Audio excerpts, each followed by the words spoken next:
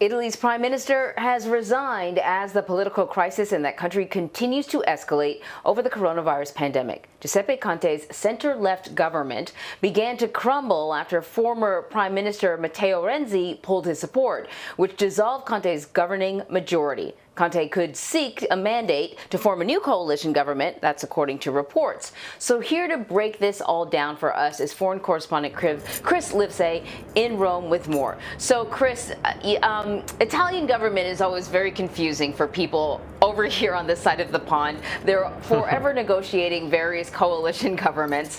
So we need you to sort of take it slow for us.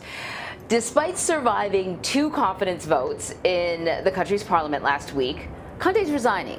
Why is he stepping down now?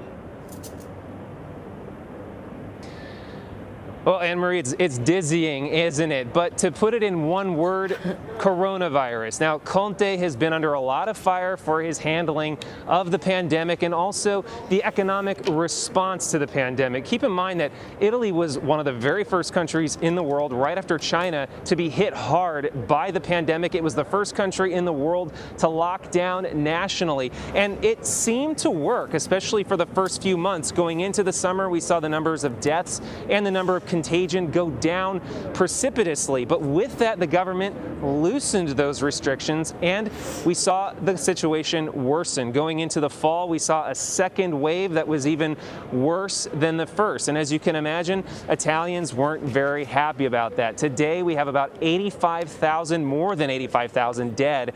Actually, it's one of the highest death rates in the entire world when you consider that this is a country of only 60 million people. And on top of that, because Italy was hit sooner than most of the world, well, it's been suffering the economic consequences longer than anybody else. So all of these things have compounded and come together and provoked a small, tiny little member of Conte's government to pull the rug out from under him. And now we're in a situation of crisis that couldn't come at a worse time.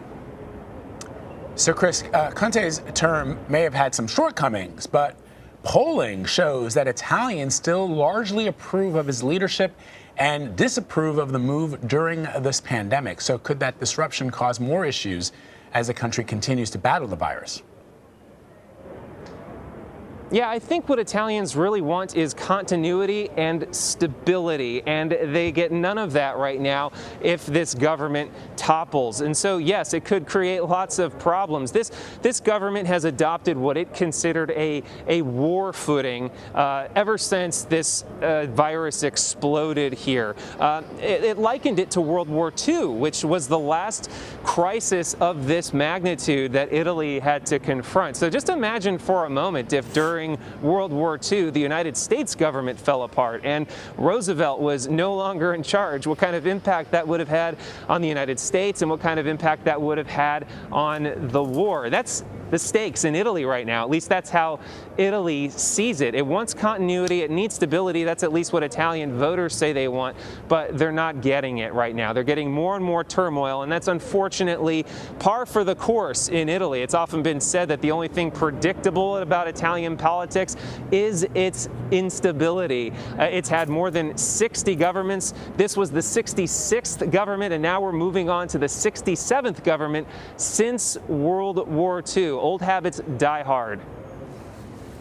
Yeah. So what about Conte? Is this the end of him, or could we see him even after this resignation?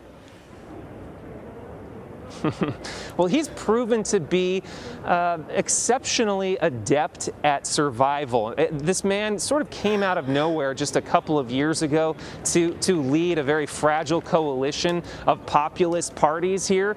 He was almost forced out of government back in 2019, but managed to form a new coalition at the very last minute. In fact, that's reason to believe that he's doing the exact same thing right now, or at least trying to cobble together a new broad coalition. So he's lost this small splinter member of his party. Now what he needs to do is go to some other parties that are outside of his coalition and see if he can pick off some lawmakers and get them to join this broad coalition that will give him a governing majority with some stability to actually move forward. And as I mentioned, you've got the coronavirus pandemic, you have the economy, you also have major bills that are going through. For instance, Italy is expected to receive more than 200 billion euros, so about $240 billion in aid from the European Union, and how it spends that money is crucial to the future of this country. And if they don't have a functioning government, they can't do that. So right now, behind the scenes, Conte is very likely trying to put together a new coalition. And so even though he's resigned today, we might see him back in office in just a couple of days with a fresh new government. Man, oh man. Chris Livesay, thank you so much, Chris.